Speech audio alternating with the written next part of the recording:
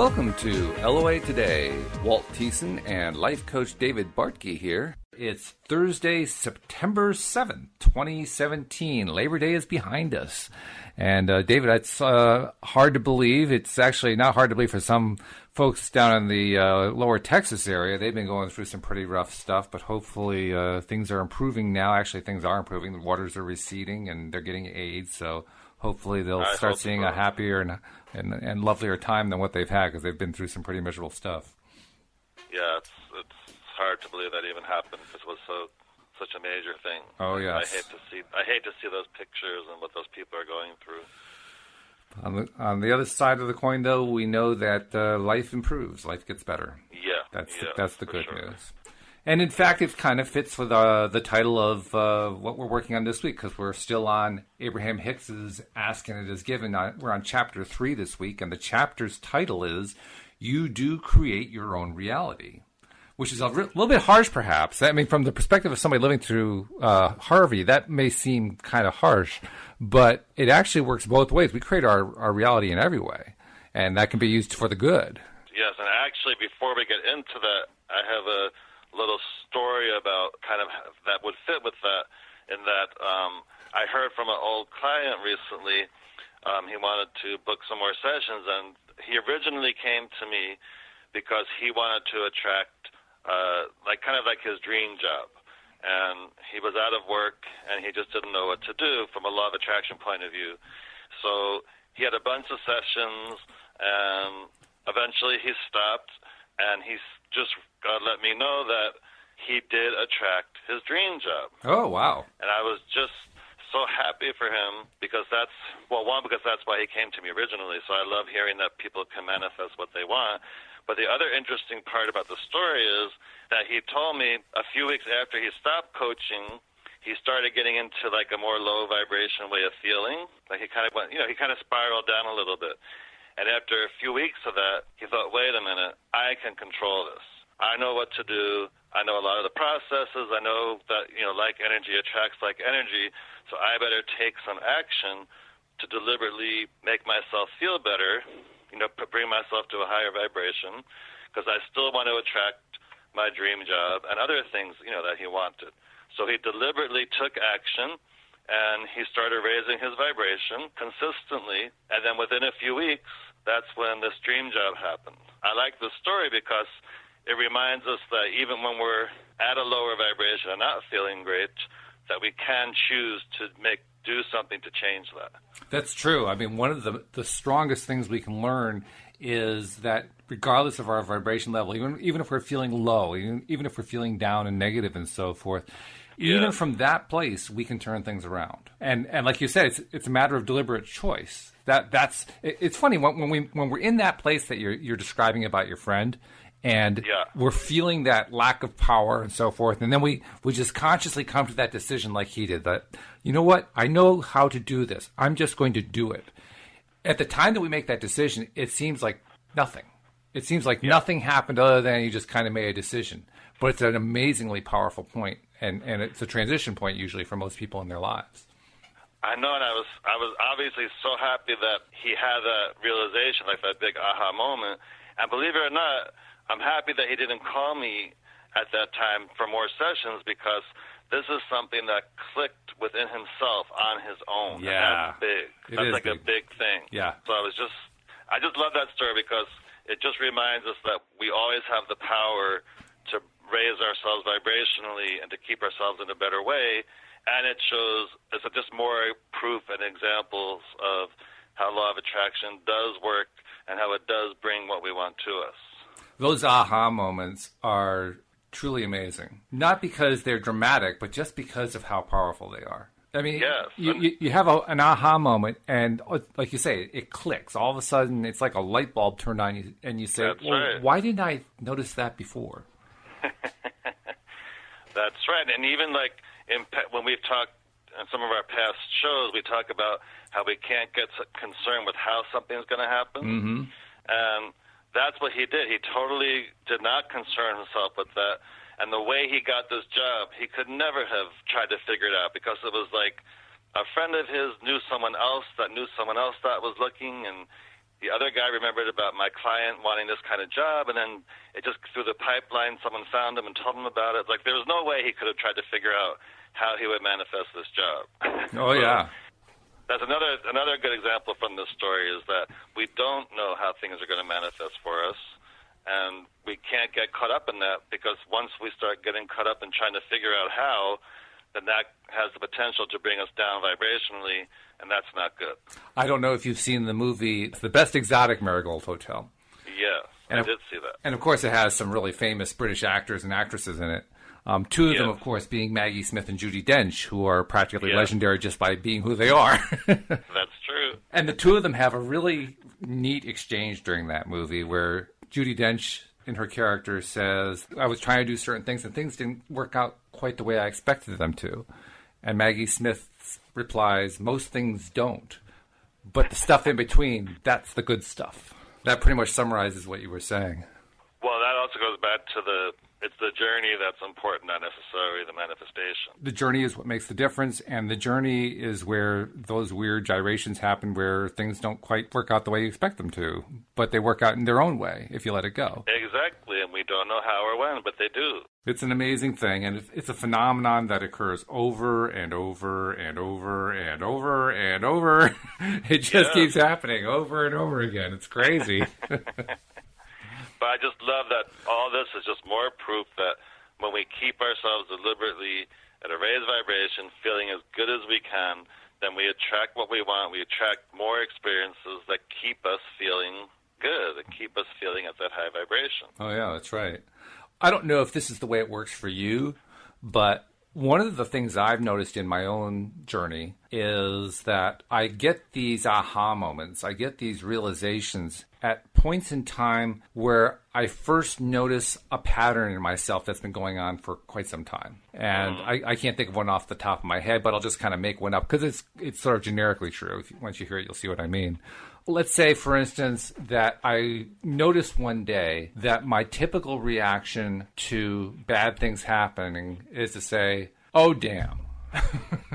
And just to keep saying it every single time, not realizing what I'm doing, not realizing that I'm creating a pattern there that helps to reinforce itself. And then one day the realization happens, right? And the realization is, wow, I do that every single time. Well, that can't be good. Right. No. That's got to be producing some bad results. And that's the aha. Once you have that aha, then you say, okay, well, what do I do about it? Can I change it? I mean, I've had this pattern for a long time that, habits are hard to change. And, of course, in doing that and saying that, then I'm helping reinforce the idea that habits are hard to change. But you see what I mean? Right. That's the thought process you end up going through. And I think it's important to note that because it's kind of as an illustration, because those aha moments when we're going through them and when we're noticing them and experiencing them, we don't really think of them as being great and wonderful. We think of them as being, oh, my God, what have I been doing? How have I been thwarting myself?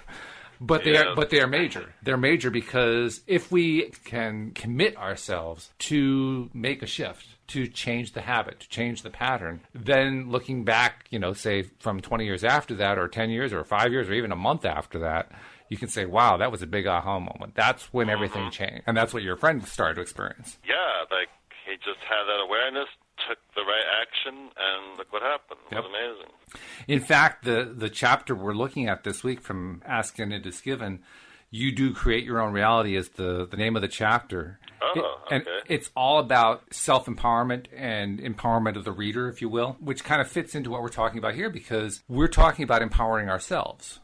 Yes. We often think of self-empowerment as if it has to come from somebody else, but actually it never really does it? No, it's always from within, even though maybe somebody sparks it, but it's from within yourself. It's from within, that's right. And it's that reconnecting, as we often call it, or re-noticing the within part. That's where the good stuff starts to happen. So it's good to be reminded that we have the power within us, that we don't need to have somebody else feeding us. I mean, especially for somebody who has perhaps a codependent streak, or a streak of what they often call counterdependence, anything that basically says that your power in some way either comes from without or gets directed without and is not within based. those are all, they're there to distract you and move you away from the truth about where your real power is. In fact, reading from the chapter, let me read the first bit from the chapter here, because it's a good way to get the thing started here. It says, not so very long ago, our friends Jerry and Esther were introduced to this phrase: you are the creator of your own reality.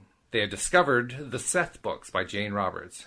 And for them, it was both an exciting prospect and a troubling one, for like so many of our physical friends, they did desire creative control of their own experience, but they were plagued with some basic questions. The basis of your life is absolute freedom. You were born with an innate knowledge that you do create your own reality. And in fact, that knowledge is so basic within you that when someone attempts to thwart your own creation, you feel an immediate discord within yourself. You were born knowing that you are the creator of your own reality, and although that desire to do so pulsed within you in a powerful way, when you began to integrate into your society, you began to accept much of the same picture that others held of the way your life should unfold. But still within you today lives the knowledge that you are the creator of your own life experience, that absolute freedom exists as the basis of your true experience, and that ultimately the creation of your life experience is absolutely and only up to you. And they're right about that. Every one of us has been, socialized, if you will, or conditioned, or, however you want to express it, into doing things the other person's way. Doing things the way society wants us to do it. Doing things, being things, living things, believing things the way others think. In fact, someone pointed out to me, I can't remember who it was, within the last year or two, that when someone tells us what to do, and when someone tells us that if we don't do what they want us to do, that we're being selfish, what they really mean is, my happiness is dependent on you behaving the way I want you to behave, and if you don't, you're selfish. How dare you? Which presents an interesting perspective on it. I mean, we usually don't think of that word selfish that way. I mean, selfish has a very definite negative connotation. I know, but it's not supposed to, though, but it does. No, you're right. It's not supposed to, but it is used that way, and it's used that way because people themselves feel powerless, and they figure, well, the only way I can have power is by manipulating someone else. Is by getting somebody else to behave a certain behavior, because if they behave that way, then I'll feel better. Yeah. Which, interestingly enough, actually doesn't turn out to be true. They get you to feel or to do or to act or to be in a certain way, and they still don't feel better. But a lot of what you were reading, though, is so true. Like, as we're growing up, we're trying, I guess we're all trying to fit in and be a certain way, and we're not trusting our own instincts so much because we want to fit in and people to like us. So that kind of can interfere with what we believe and we don't believe. And we have very strong incentive to go that route because, especially when we're that young, we are completely dependent on the big people for our survival. Our physical needs can't be met without them. Yeah. And we know it. We can tell. Without them, we're not going to get the food. We're not going to get the clothing. We're not going to have a roof over our heads. We're not going to have all those things. So we have to be dependent upon them. So therefore, we have to do what they say. Right, and even in media, in TV and movies and things that we see growing up, we're not, for the most part, hearing people say, you can create your own reality, like that, or that we're watching the opposite, and that's even reinforcing it even more. Wouldn't that be something if we had a society that taught kids they can create their own reality from the get-go? That would be amazing, yes. It boggles the mind as to how much of a gigantic leap forward society would take. Yeah, or like if the law of attraction was a standard class in every school. That would be amazing. I'll tell you, at this point, if I can just see everybody say to kids, you are your own creator of your own life and your own happiness, that alone would be enough. Because the law of attraction would come with that. I mean, you couldn't really avoid it at that point. But just seeing that without having the label would be wonderful. Yes, but along with giving them on how to do that. Yes. Like which means that the teachers would actually have to learn it. Yes. That would be daunting all by itself. I mean, there are an awful lot of teachers who, in and of themselves, they don't feel empowered. I know, but wouldn't that be so cool, though, if, like, in every high school, law of attraction was a mandatory class, or every junior high, or whatever it is. Well, I think it would be wonderful if every first grade was about empowering kids instead of taking the power away from them. People don't realize that about education, do they? That education is all about taking power away from kids. You know what I mean? Yeah, and trying to make things seem a certain way. Yeah, they're trying to provide they're trying to expose kids to the right things, and they're trying to show them that if they get exposed to the right things, they're going to grow up to be happy and have successful work and all this other kind of stuff. So do it our way, and you're going to be great, and we're just going to micromanage the rest of your educational life. Yeah. And then look at what the results end up being. Mm-hmm. The results are less than stellar. I mean, kids do grow up and they do take on jobs and they do end up having productive lives. I guess the part that bothers me is that the schools take credit for all that. They don't seem to take responsibility for all the ways they held the kids back, and that these kids actually could have been even more happy in their lives, even more productive, even more self-empowered than what they ended up with. But the good news, I guess, is that no matter what the schools do, law of attraction goes anyway, and self-empowerment continues to be the most powerful thing, and eventually it catches on.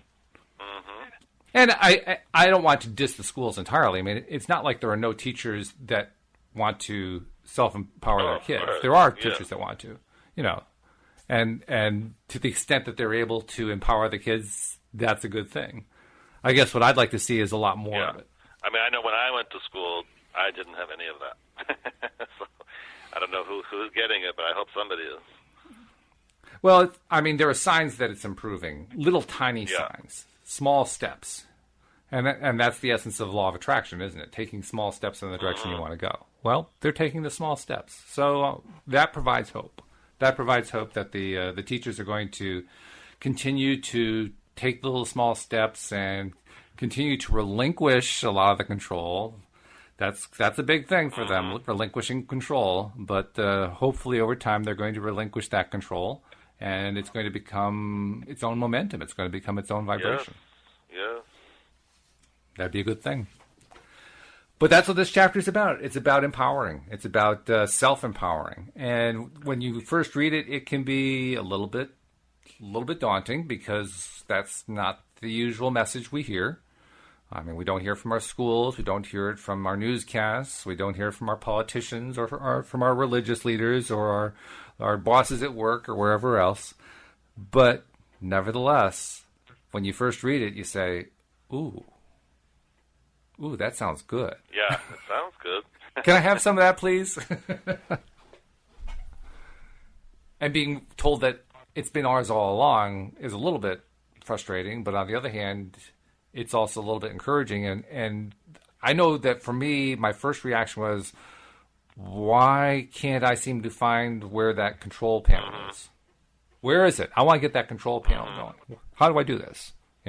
Which I think is the purpose of the chapter. The purpose is to get you, wanting to try doing this thing. This whole thing about being empowered is daunting at first, and yet we have this hope and this desire that we have access to the control panel. And where is it? How do we make that control panel work? Yeah, well, it rings true, though, within. Like, if you're in tune with yourself, it rings true that, that sounds right. Yeah, we must have the power to be able to do that.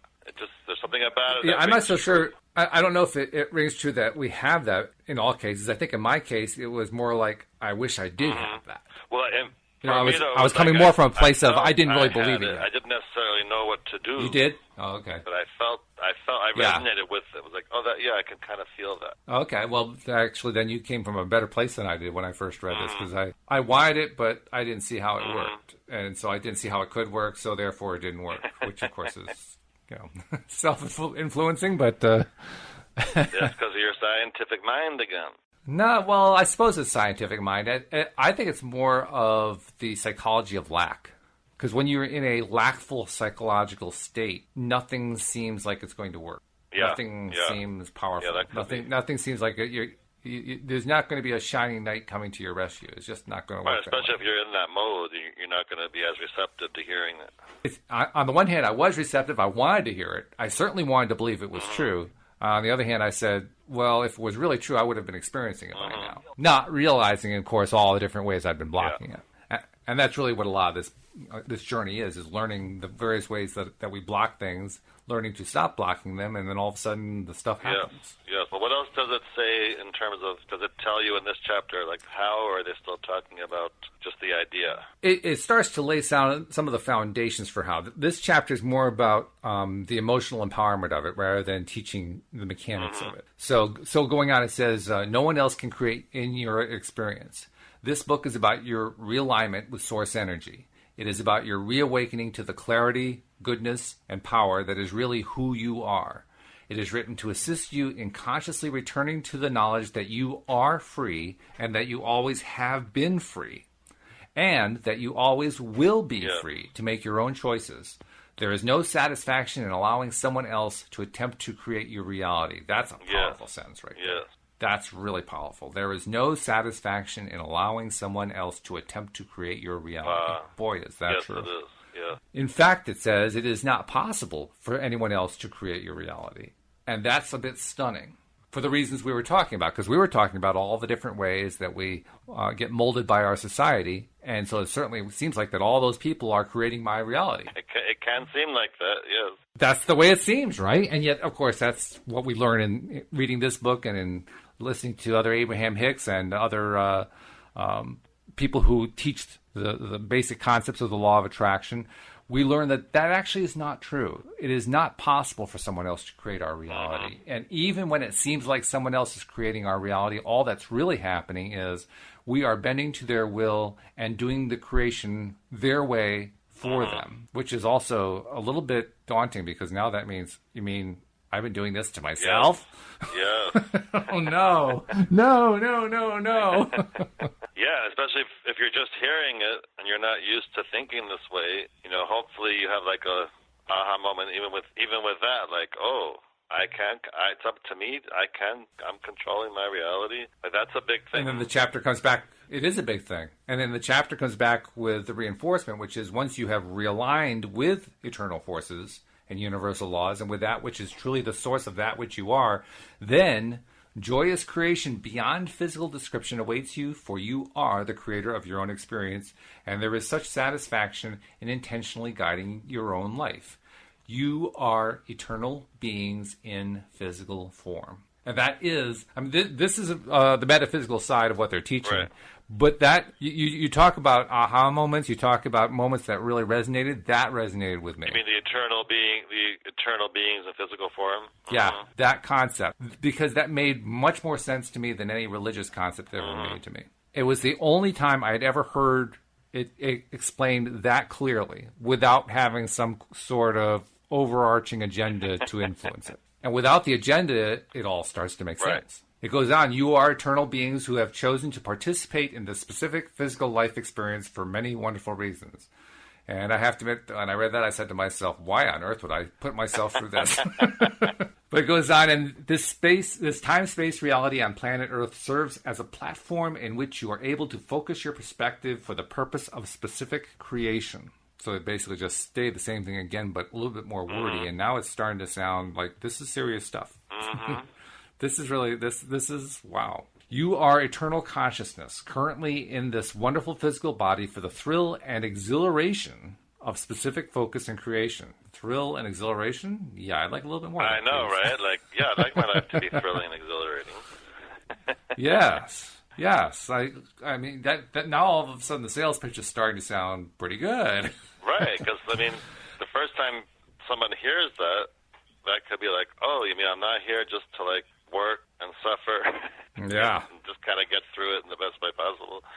It's like, no, you're here and certainly, to be joyful and enjoy it. Certainly the opposite message that my religious background gave me. My religious background told me just the opposite of that. So to hear that was very refreshing. Reading that made me feel like, wow, I could actually buy into metaphysics. Yes. Yeah. Because I couldn't before. I just couldn't do it. The physical being that you define as you stands on the leading edge of thought, while consciousness, which is really your source, pours through you. Whoa, they just loaded a whole bunch of concepts into one sentence like right even there. The leading edge of thought. What does that mean? Yeah, what does that mean? Leading edge of thought. I'm not 100% sure what that means to me, other than the idea that Earth is where new thoughts get developed and tried out and experienced and expanded upon and all that kind of thing. Yeah, like this, like. But what does it mean to you? Kind of like that. Like this information is cutting edge information, like the information that can really change things compared to other information. Yeah, leading edge. I often call it bleeding edge because on the bleeding edge, that's where you get cut up a little bit. You know, that's where you have to suffer the slings and arrows of outrageous fortune. But on the other hand, the good fortune is really good when it happens. It works both ways. Yeah, but it sounds impressive though to be part of leading edge information. I mean, that sounds like it does sound I want impressive. in on that. You know. But to me, the next part is the part that really grabs my attention in of just a few concise words. While consciousness, which is really your source, pours through you. So consciousness pouring through you, that's not the way we normally think of consciousness. True. Consciousness, we think of, I'm aware. That's conscious, right? But they're talking about consciousness as if it is almost like an activity, as a stream of stuff, so to speak. Pouring through you. And they say here that consciousness is source. And source is what? What do you have in mind? I want to hear what you would say. Like, to me, source is like God energy, however you define God. Like, to me, that's source. We all come from source energy. Yeah, well, I agree. And to me, that's what makes it such an interesting choice of words here, because they're saying that consciousness is the essence of what source is. And we are conscious. So really what they're positing here is something that is within the context of our society, particularly our religious society, very daring. It's basically saying we are God. God energy, source energy. We are God energy. We're all part of that. And in fact, as I contemplated that the first time I read it, I realized that there is a certain recognition of that within Christian circles. I mean, Christianity teaches that man is made in God's image. Well, I can see how that could be like a little bit of a twisted way of saying that we are of the same essence. Yes. We are of the same stuff that God is. Well, that's like source energy. Yeah, that's exactly what it is. It's source energy. We are source energy. And to me, the twisted part of it is the idea that God created us. Whereas for me, it's not as if God came before us. Consciousness is source. So just by being conscious, we are a part of source. We contribute to source. We are a part and a contributor to the essence of all that is. Yes. And that's a much less subordinate place than what the religion wants us to believe. Yeah. It's much more of an active leader type position. Not Napoleonic leader. No, that's the sick side. Within yourself leader. Yes. Yeah. That's right. And that's where I started to really buy into this. That's where I started to realize that this had some pretty good stuff. Leading edge. And it was worth reading the rest of this. It was worth, because the writing is kind of dense on a lot of this stuff in this book. And yet it was worth wading through it because I realized there was some good nuggets in it. Oh, yeah. Yeah. So anyway, it goes on saying, sometimes you are fully allowing the true nature of your being to flow through you, and sometimes you do not allow it to flow. This book is written to help you understand that you have the ability to always allow your true nature to pour through you, and that as you learn to consciously allow your full connection with the you that is source, your experience will be one of absolute joy. So there's the promise right there. I love that your true nature to flow through you, and you can tell the difference. Like for me, I feel like my true nature is when I'm feeling really happy and excited and joyful. That to me is what I feel in my true nature. And I'm thinking that's what they mean. Oh yeah, that's the ultimate in self-empowerment. Yeah.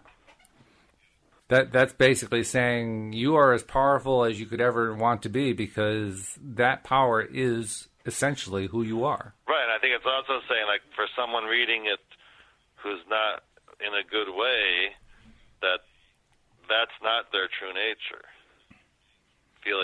Being in a bad way, feeling depressed, feeling up, down a lot. I I think that's what they're saying, is that that's not your true nature is not that. Your true nature is feeling joyful and happy and good. Yeah, that's sort of the inverted way of saying what they're saying. They're saying it, I think, a little bit more directly. Yeah, they're trying to help someone who's in that place realize that's really not who you have to be. You can actually be better than that, and it doesn't take a whole lot to get there. We can, any one of us could easily fall into that at some point, but just reminding ourselves, like, wait a minute, this is not who I am. That alone will help you get out of that. Yeah, we can. Heck, we all do. Let's be honest. Is there anybody living on this planet who has not fallen into that? No, of course not. We've all fallen into it. But the difference is, what do you do when you do? Are you what staying do you do when there, you or are you doing something to get yourself out of there? Yes, you do not have to maintain permanent residency. No.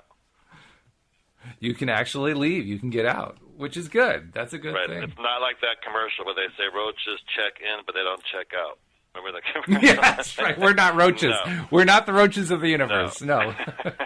You might check in to not feeling good, but you can check out just as quickly. You're not stuck there. This is not the Hotel California. You can check in any time you like, but you can never leave. No.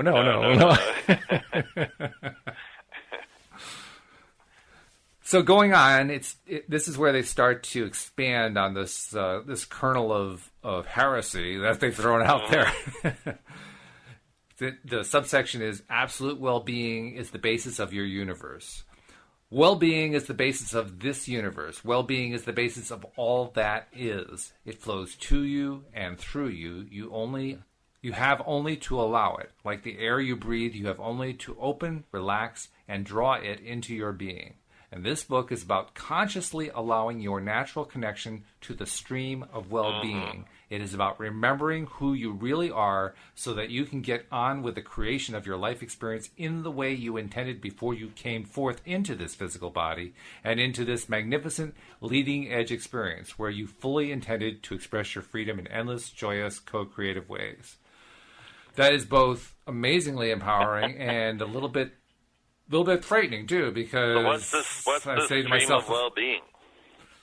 Yeah, what is that? Where do I go? Are there directions to get to this? Like, is it like and why have I been denied it all this time? Is it an actual stream where I can go jump into it, or what is it? Yeah, can you drink out of it? Metaphorically. Is this the fountain of youth? Because that too, like the stream of well-being, like I think we would all want to be part of that.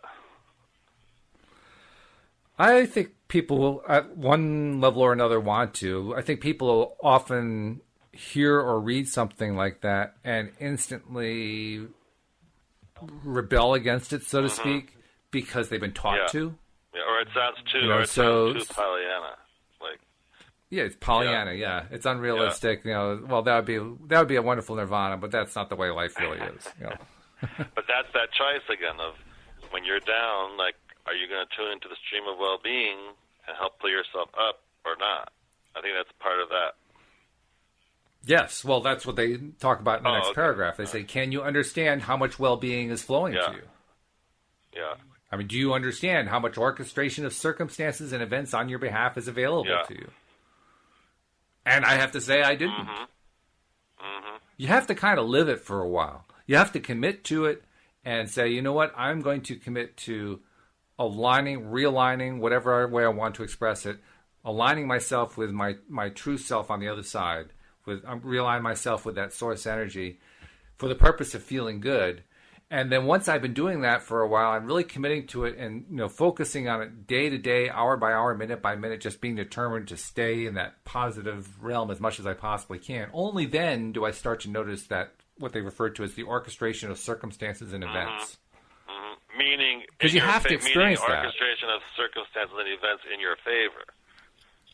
Well, sure, that's the way we think about it, although it actually works both ways. Because if you're in a bad place, the orchestration of circumstances and events can work to your disadvantage.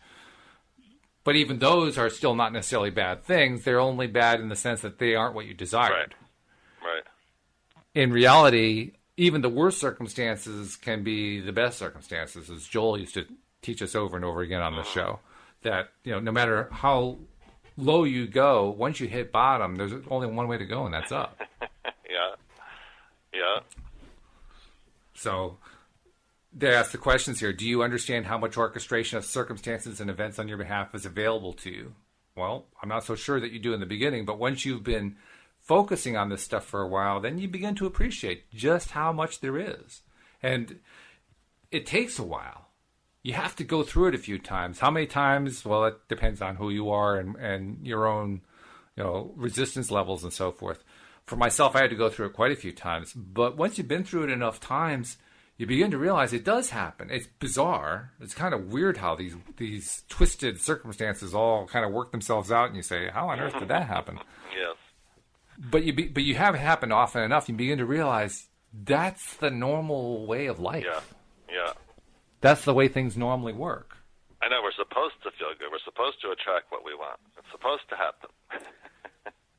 And 9 times out of 10, the way we're going to get there is not going to be something we could have predicted. That's what your friend That's explains. right, yeah. We cannot get caught up on how. Or when. How because or we when. never know. Yes. And actually, I guess that's part of the reason why we are taught that this is the journey that's the most important thing. Because in the process of experiencing the journey and appreciating the journey, that's where we start to notice all these weird twists and turns. It's like watching and being entertained by our own lives. Yes. Just as we would be entertained by a movie or a play or whatever, and we're watching the twists and turns that the playwright took, so also we get our own twists and turns in our lives, and the playwright was us. We just weren't really sure how we did it. And it's so important to keep ourselves feeling good on the journey because, like Esther Abraham always says, we never get it done. And that's why when you do manifest something you really wanted, it's not that long after that where suddenly now there's something else you want. So it's like... The other thing that's really interesting that goes along with this is the next line. Do you understand how adored you are? And when you first read that in the context, the first sentence is, do you understand how much orchestration of circumstances and events on your behalf is available to you? Followed by, do you understand how adored you are? The first reaction is, what does one have to do with the other? But this is actually a major concept that Abraham-Hicks teaches, not just through this book, but through all their workshops and their other writings and so forth. In fact, I don't know if you've heard it there, David, but there's about a 10-minute piece from one of the workshops where Abraham basically just went into this long soliloquy about how good life is and how good the law of attraction is and how good it is to be alive and so on and so forth, with the intention of telling people, say this to yourself when you go to sleep at night and then when you wake up in the morning, and set your intention for the day at a really high level by reinforcing all these wonderful things. In the process of going through that 10-minute soliloquy, one of the things that they included in the list of wonderful things that happen is that we have, each of us, a cheering section on the other side, cheering us on every step of the way of what we're doing. Happy for every wonderful thing that happens. Basically pushing us on, saying, go, go, go. It's kind of like having our own, fans in the stands as we're going through life. And you read that. The first time I read that, I said, well, yeah, that's cute. I didn't really buy into it. But as time goes on, I'm beginning to realize that adoration that they're talking about here is another way of expressing the fact that source energy flows to and through us. Yeah. And it's the flow that is the expression of the adoration. Does that make sense to you? Yeah, it's part of just like knowing you have that, as you call your cheering section always on your side. I mean, if you really click in with that kind of energy, that's exciting. It is exciting. The first time I listened to, and I actually transcribed it, believe it or not. I transcribed 10 minutes of Abraham-Hicks, word by word, typing it all out. I believe it because I've done that with their work as well. Oh, good. I'm not the So. only crazy person then. That's good. But yeah, as I'm transcribing this thing, I'm saying to myself, well, okay, this sounds good. Something good to aspire to. That's why I'm doing this, so that I can have something to, it gives me a list of affirmations, so to speak. So I treat it that way. But some of them, I read them and I say to myself, as I'm first typing them, well, yeah, that'd be really nice, but that really sounds kind of far-fetched. Interesting thing, though, is the more that I listen to that particular segment or read it, either way that I do it, the more true they become. Yes, and you kind of get it at a deeper level as time goes on. Yeah, you get it at a deeper level, and stuff that that seemed rather crazy at first doesn't seem so crazy after a while. That's right. It's interesting how that works. It is, and it shows and demonstrates just how important it is to try to take small steps as early as you can, because you get guided to the point where you take more small steps and more small steps that start to fill in the pieces, start filling in the overall picture, so that the picture starts to make sense in a way that it really didn't the first time you read the whole thing or listened to the whole thing. That's for sure. Yeah, I mean, you could hear an Abraham quote and then hear the same quote 6 months later or a year later, and it can mean something totally different to you, or you get it in a deeper, you understand it in a deeper way. Yeah, isn't that interesting how that works? Very. I mean, what was the last time you can think of that happened to you? Can you think of one? Well, I would say, because I watch a lot of the YouTube videos that she does, and I would say every time I listen to one, I get it at a deeper level. I really do. Oh. It's like, okay, yeah. Oh, now I'm always like in my mind thinking, okay, I really get it now. And then like a few months later, I could even hear the same one. I'm like, okay, now I really get it. It's just interesting how that works. So each time you get a little bit more, you get a little bit more. It's like clear. that, I guess one of those books. It just becomes a little clearer or something. You just get it more. Yeah, it's like a good book, and each time that you read the story, you see something new in the story you didn't notice the last time that you read it. Yeah. Something that resonates a little bit more. Yeah, like I can hear the same or watch the same video of Esther Abraham, and it always has something different I get out of it, which is kind of interesting. Yep. One of the phrases that I remember from that 10-minute soliloquy that I mentioned is they express everything in terms of I love this, I love that. I like this, I like that. And again, they're affirmations. One of the affirmations is something like, and I love the fact that Source revels in my new thoughts. And I thought about that word revel. That's a really neat word. Yes. Revels in my thoughts. Like really gets excited. That's what revel means to me. Like they get excited and thrilled. Like, wow, this is really great. It starts to make that cheering section seem more real, Yes. Yes, I like how that sounds anyway. So anyway, continuing this chapter, it says, can you understand how much well-being is flowing to you? That's really the initial question, isn't it? Because at first you don't really understand it. No, you don't. You've read it. It's like it sounds desirable. It sounds appealing. You'd like to learn a bit more of that, but there's that little or big piece of you that doubts. Yeah, that can. That says, I'll wait and see on that one. So it's a valid question to ask. Can you understand how much well-being is flowing to you? How do you feel about that? Do you have a sense of how much well-being is flowing through you? Sometimes, and it's probably, even with that, I feel like as time goes on, I'll even feel it more. Because I feel like it would almost be so overwhelming to really be in that and fully in that. Yeah. Like you. Yeah. For me, it's an ebb and flow that over time gets larger and larger. But while you're going through it, just seems like a little bit more, a little bit less, a little bit more, a little bit less. Yeah. But you have to kind of have the perspective of months looking back to realize, oh wow, there actually was a progression. Yeah, but I think if we allowed ourselves to fully feel that, we would just like, it would just be like, wow.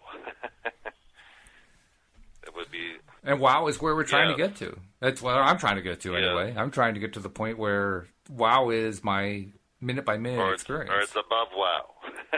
It's like above wow. Maybe what's above wow? Maybe on a human level, we couldn't even feel that fullness of that. I don't know. That's kind of what I think sometimes. Like, because I've been where I've been at like a 10, so to speak, on the vibrational scale. And I always think, like, I think if you really felt that full thing that you're talking about, I don't even know if that's possible. It would be like 100. You would be at 100 or something. And yet, it keeps getting better. So apparently you can feel better than that 10. Yeah, but 10 is 10 apparently is amazing. 10 is not. I'm not complaining about being at a 10. I'm sure you're not. I just think it's cool that we get the reinforcement fairly frequently that, yeah, it doesn't have to stop at 10. That's right. Yeah, I wouldn't put a limit on it. I would not put a limit on it. That's for sure. No. Yeah, it's just sort of a marker more than anything else. It's not the top. Yeah. They go on to say, do you understand how beloved you are, how blessed you are, how adored you are, and what an integral part of this creative process you are? We want you to. We want you to begin to understand the blessed nature of your being, and we want you to begin to look for the evidence of it, because we are showing it to you in every moment that you will allow yourselves to see it. Wow. In the lining up of lovers, money, fulfilling experiences, and beautiful things for you to see, in the lining up of circumstances and events, and in the lining up of amazing co-creative experiences where you are rendezvousing with one another for no other reason than for the fantastically important reason of fulfilling, satisfying, and pleasing yourself and giving yourself joy in the moment. That sounds really good. It does sound really good. I'll take that.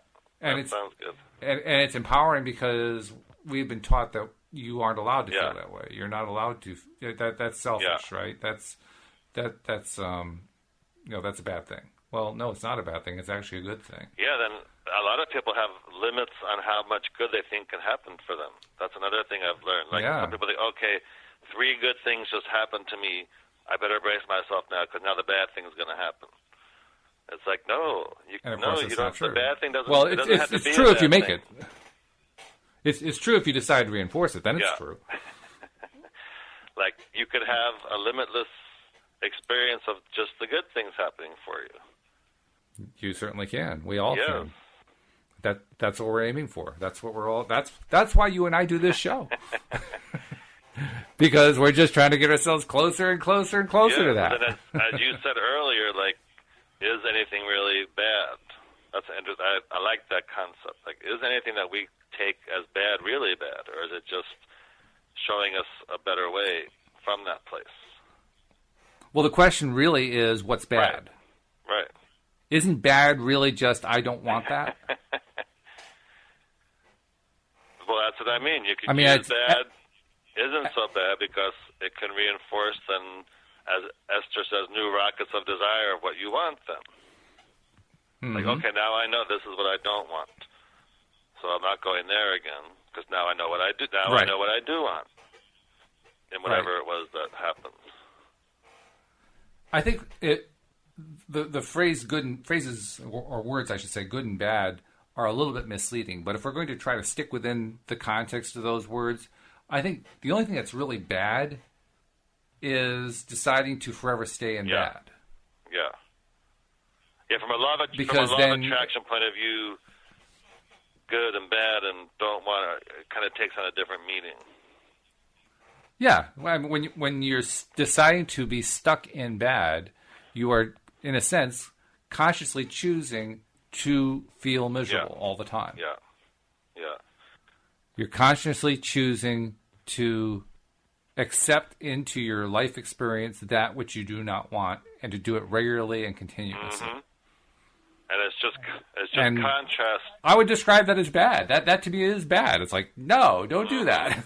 It's like, doctor, it hurts every time I raise my arm. Well, don't raise your arm. But if you can think about the contrast is there to show us what we want, then it doesn't seem so bad.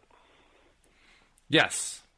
If the bad stuff is used by us as a way to move away from bad and move toward what we consider to be the good, then it's not so bad. It's actually very useful. Right. It's just how many years has someone had thinking about Or how many years has someone had being stuck in the bad because they don't know the difference? They don't know they can get out of that. I'm not so sure it's how many years. I think it's how long does it take for them to decide to change their mind. I'm just saying from a momentum point of view. Like if someone has a lot of momentum in that way, then it could take a little longer for them to kind of see it in this new way. And yet, one of the teachings that do come through very regularly, including from Abraham-Hicks, is this whole idea of how long it will take is really dependent on you. You can shift it in an instant. And in an instant, it really comes down to how much longer are we going to continue to resist.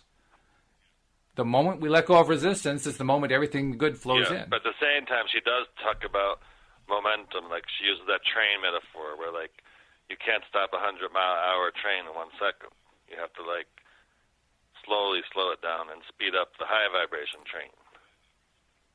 Yeah, that's an interesting thing in the Abraham-Hicks presentations because some of what they express seems to contradict the idea that it's up to you how long it's going to take. Well, to me, that just means, like, there is momentum, but you can start slowing it down by changing the way you're thinking about it. I think that's what, to me, that's what she means, or Abraham means, is that, that you can have that second where you're like, oh, okay, yes, I do want something better, and you do start reaching for better thoughts, and that can happen quickly. But whether you, I also like to remember. Oh, I'm sorry, but whether you like she always says, you can't get from here to there. Like, you can't get from a 1 to a 10 instantly, but you can start climbing towards a 10 instantly. That's how I take it. That's how I understand it, anyway. Yeah, I think what's really happening there is she's saying you're going to find that to be a much larger leap than you can comfortably do. So, don't go that crazy. Right, because then people could get discouraged very easily. Like, oh, I'm starting to think better thoughts. Why don't I feel like I'm at a 10? It's like, well, because you were at a 1. But maybe you feel like you're at a 3 now, and that's still amazing because you're heading towards where you want to be. Right. Compared to where you were. So it says, do you understand how beloved you are, how blessed you are, how adored you are, and what an integral part of this creative process you are? Well, we want you to. We want you to begin to understand the blessed nature of your being, and we want you to begin to look for the evidence of it because we are showing it to you in every moment that you will allow yourselves to see it in the lining up of lovers, money, fulfilling experiences, and beautiful things for you to see, in the lining up of circumstances and events, and in the lining up of amazing co-creative experiences where you are rendezvousing with one another for no other reason than for the fantastically important reason of fulfilling, satisfying, and pleasing yourself and giving yourself joy in the moment. Yes. That's pretty powerful. Yes, and it just reminds us that we can choose that. We can always choose. We can always choose to experience that. And in fact, it's always available to us. The thing that happens when you first read that is that it sounds so good, you begin to doubt it. It's like, that can't possibly be. Because it's just so far away from what many of our experiences are when we first read this.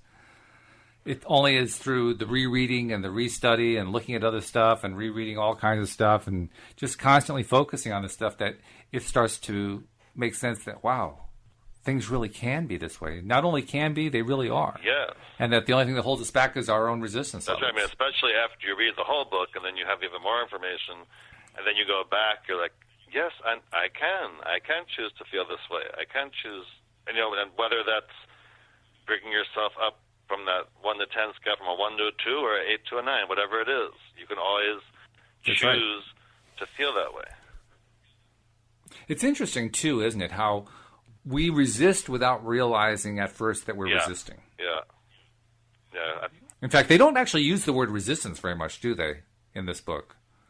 I'm not quite sure why, but it's not a word that seems to come up a lot from what I remember. We'll find out, of course, as we do additional chapters.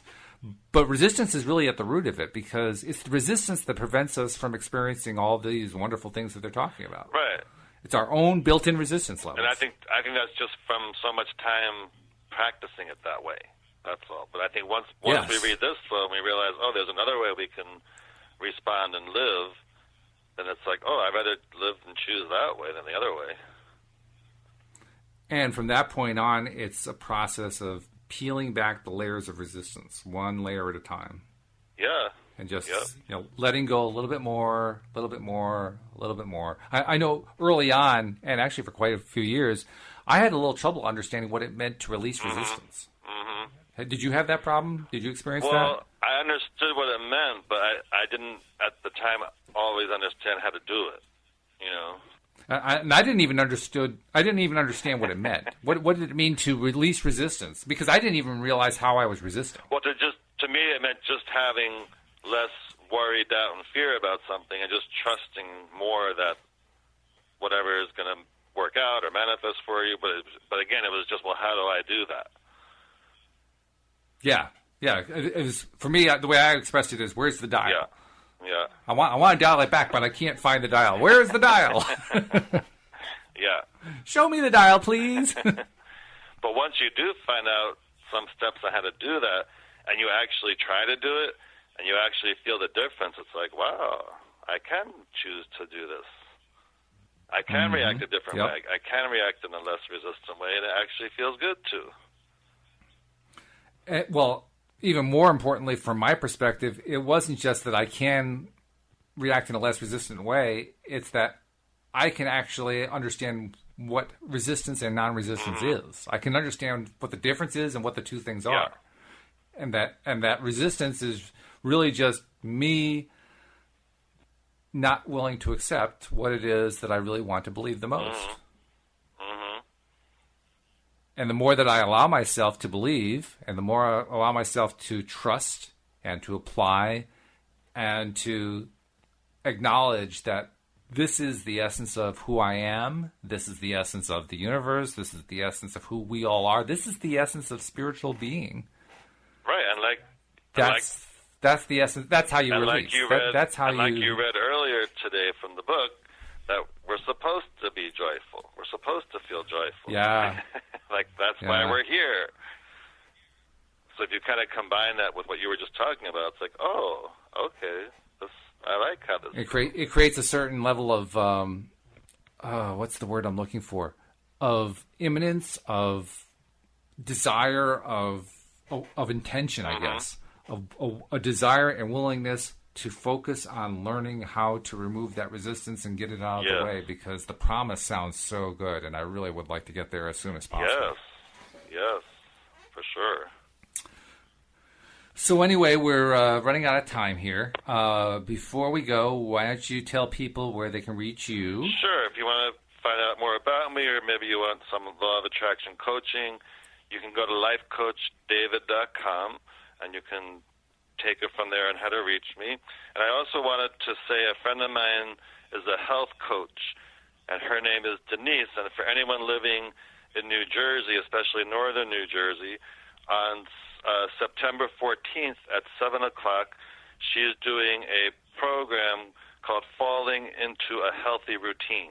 And that's really important for all of us. And that's going to be at the campus of the Holy Family Parish in Florham Park. And if you want to find out more about that, you can call Denise at 862-259-0641. So if you're in New Jersey, you may want to check that out.